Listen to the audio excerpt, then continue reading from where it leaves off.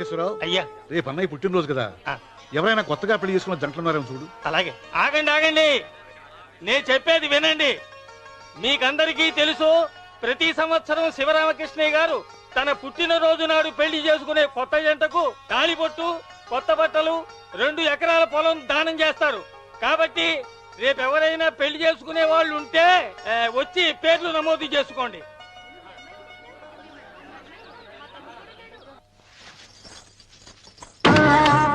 పర్వాలేదులే, భగవంతుడు చల్లగా చూసుంటే శోభనం గదిలో నీ కొంగుముడి విప్పాల్సిన వాణ్ణి.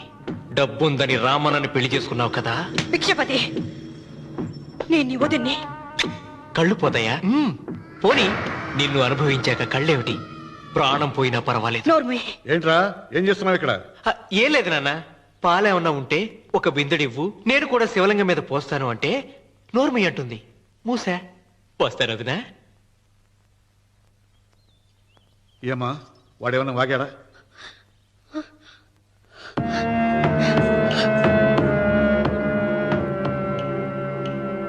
భిక్షపతి, అవును, అసహ్యంగా చండాలంగా వాగాను. చంపుతావా? చంపు. మీ తాత ముత్తాతలు జంతువులు చంపితే నువ్వు నన్ను చంపు.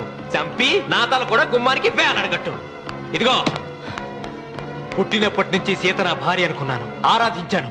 నేను తాగుబోతుని, తిరుగుబోతుని, లపుట్టు వేదవునని చెప్పి ఆ సీతకు రామన్న చౌదరి గారికి దగ్గరుండి పెళ్లి జరిపించావు కదా. వాళ్ళ కాపురం కూల్చే వరకు నాకు మనశ్శాంతి ఉండదు. సీతని కట్టబెడితే పీటల మీద విషం దాకా చచ్చిపోతుందని బంగారు లాంటి రామునికిచ్చి పెళ్లి చేయించానురా.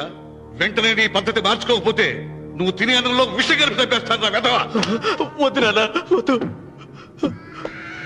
ఈ చెప్పు దెబ్బ ఎప్పుడో కొట్టుంటే బాగుపడి ఉండేవాడిని. నాన్న, నీ మీదొట్టు ఇంకెప్పుడు తప్పు చెయ్యను నాన్న, తప్పు చెయ్యను. నన్ను క్షమించు నాన్న. ఏర్పాట్లన్నీ పూర్తయ్యాయా? అది ఏమైంది లోకేశ్వరరావు? 50 జంటలు నమోదు చేయించుకున్నారండి. అందులో 30 జంటలకి దానం చేయడానికి మాత్రమే మన దగ్గర భూమి మిగిలి ఉంది. మరి మిగతా 40 ఎకరాలు అంటే మన పొలమంతా ఈవేళ బాబు గారు ఎన్ని సంవత్సరాల నుంచి దానం చేసుకుంటూ వస్తున్నారు. కొండలైనా కరిగిపోవలసిందే కదా. మరి ఇన్నాళ్ళు నాకెందుకు చెప్పలేదు? మీరు పుణ్యకార్యం చేస్తున్నారు, మిమ్మల్ని ఇబ్బంది పెట్టడం ఎందుకని. రామన్న పేరుతో 2000 ఎకరాలు ఉండాలిగా, అందులోంచి రాసేవాడిని. అందులో మిగిలిన 60 ఎకరాలే ఇప్పుడు రాశానండి. ఆయన పేరు మీద గజం భూమి కూడా మిగలలేదు. రేపు శుభకార్యం ఆకూడదయ్యా. నూతన దంపతులు నా ఇంటి దగ్గర నుంచి నిరాశగా తిరిగి వెళ్ళకూడదు. నాతోరా జగన్నాథం. అన్నయ్య, నువ్వు ఈ సాయం చేస్తే నా పరువు కాపాడిన వాడివవుతావు. 40 ఎకరాలే కాదు, నా యావదాస్తి మొత్తం నాకు ఇస్తాను, నా ప్రాణాలను ఇస్తాను. లోకేశ్వరరావు, అయ్యా కాగితాలు.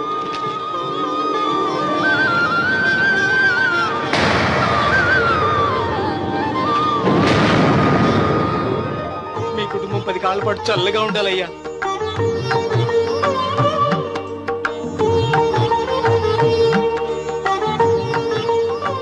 నీ పొలం వాయన దానం చేస్తాడు, పేరు తెచ్చుకుంటాడు. ఇంకా నీకే మిగులుతాది, గబ్బు లేచిపోతావు. తొందర పడకు, చూస్తావుగా. ఒరే రావుడు, ఈ భోజనాల కార్యక్రమం చూస్తుంటే నాకు తిరుపతి దేవస్థానం గుర్తుకొస్తోందిరా. నువ్వైనా చెప్పచ్చు కదా మీ నాన్నకి, ఈ దానాలకు అంతే లేదా? ఎదుటివాడికి ఇంత పెట్టడంలో ఆయన ఆత్మసంతృప్తి పొందుతున్నారు. ఆ పుణ్యమే ఆయన నిండు నూరేడు బతికిస్తుంది. నువ్వు అన్నం వచ్చి ఇదంతా నీ పుణ్యమేరా. అంత మాటలు కదయ్యా. హర హర మహదేవ్ శంభో శంకర. ఓం నమః శివాయ. పెదనాన్న, ఏం బాబు? పెదనాన్న, నాన్న. ఏమిట్రా? నాన్న నోరు. ఏమిటో చెప్పరా? మా నాన్న నోరు తెరిచి నిన్ను అడగలేక నాకు దస్తావేజీలు ఇచ్చి పంపించాడు. దేనికి? మీరు మా దగ్గర తీసుకున్న పొలానికి గాను రుణపత్రం రాయించుకు రమ్మన్నాడు.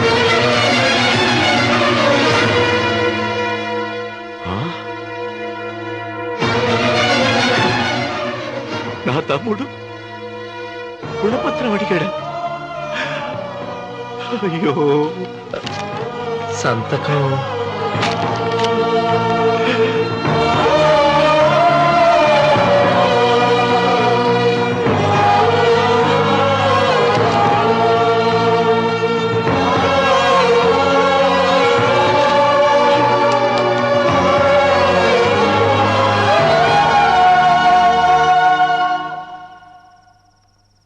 ఏంట్రా తినవేంటి? ఓహో, అన్నంలో విషం కలిపి చంపుతున్నానని భయపడి చస్తున్నావా? లేదురే, తిను. ఏంట్రా నాకేమైంది? నువ్వు అన్నంలో విషం కలిపి నన్ను చంపుతానన్నావు కదా, ఆ పాపం నీకెందుకు అంటగట్టాలి అని నేనే నా అన్నంలో విషం కలుపుకున్నాను నాన్న. పొరపాటుగా పళ్ళాలు మారాయి. నాన్న ఎలాగో చచ్చిపోతున్నావు కదా, నీకు రహస్యం చెప్పనా? ఇంతకు ముందే మీ అన్నయ్య చేత దొంగ దస్తావేజీల మీద సంతకం పెట్టించుకున్నా. వాళ్ళని వీధిలోకి తీసుకొస్తా.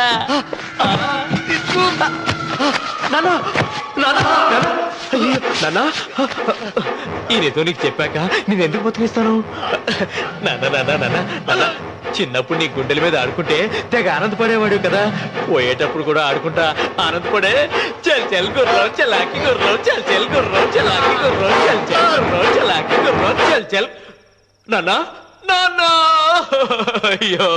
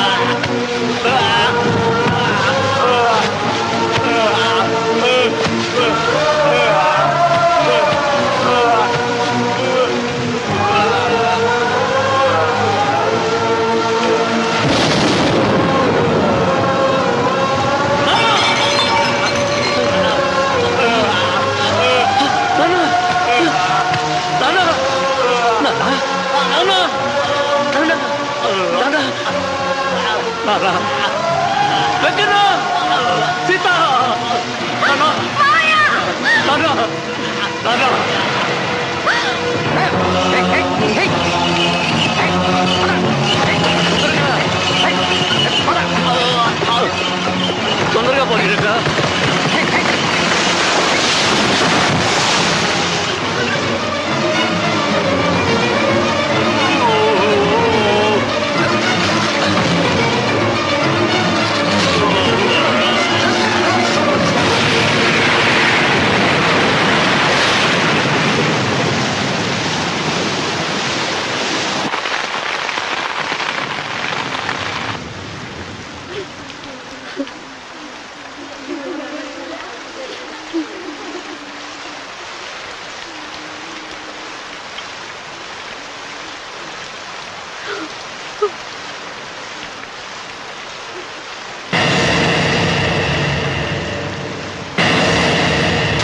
అందరికీ నమస్కారం. ఇది మా పెదనాన్న సంతకం పెట్టిన దస్తావేజ్. అక్కడ మా నాన్న లేడు, ఇక్కడ మా పెదనాన్న లేడు. కానీ మా పెదనాన్న మా నాన్న దగ్గర 50 లక్షల డబ్బు, 40 ఎకరాల పొలం తీసుకున్నాడు. ఏ లోకేశ్వరరావు చెప్పు. అవునండి, నేను సాక్షి సంతకం చేశాను. ఈ అప్పు ఎలా తీరుతుందో ఆ ధర్మాత్ముడి సేవ అక్కడి నుంచి తీసేలోపు చెప్తే బాగుంటుంది. భిక్షపతి మతుందా నీకు? ఇదేనా అడిగే సమయం? ఆయన తగలబడిపోతే ఆయనతో పాటు ఈ నిజం తగలబడిపోతుంది. మా అన్నయ్య ఆ ధర్మాత్ముడు రక్తం పంచుకు పుట్టాడు. ఏమయ్యా లోకేశ్వరరావు, మా అన్నయ్యకి మిగిలిన ఆస్తి ఏమిటి? ఈ ఇల్లు తప్ప ఏమీ మిగలలేదండి. సరే, 40 ఎకరాల కింద ఈ ఇల్లు పెట్టుకుంటాను. మిగతా 50 లక్షలు ఎలా ఇస్తావన్నయ్యా? ఏంటో నువ్వు మాట్లాడేది? మా రావుని ఒట్టి చేతులతో నడిరోడ్డు మీద నిలబెడతావా? సరే, డబ్బు వద్దు, పొలం వద్దు, ఒక్కటిస్తే చాలు. ఏంటది? అది సీత దగ్గరుంది. అది ఇస్తే 50 లక్షల బాకీ రద్దు చేసుకుంటా. సీతారత్నం పుట్టింటి వాళ్ళు పెట్టిన 7 వారాల నగలున్నాయి. అవన్నీ నాకు ఇచ్చేస్తే నేను సరిపెట్టుకుంటాను.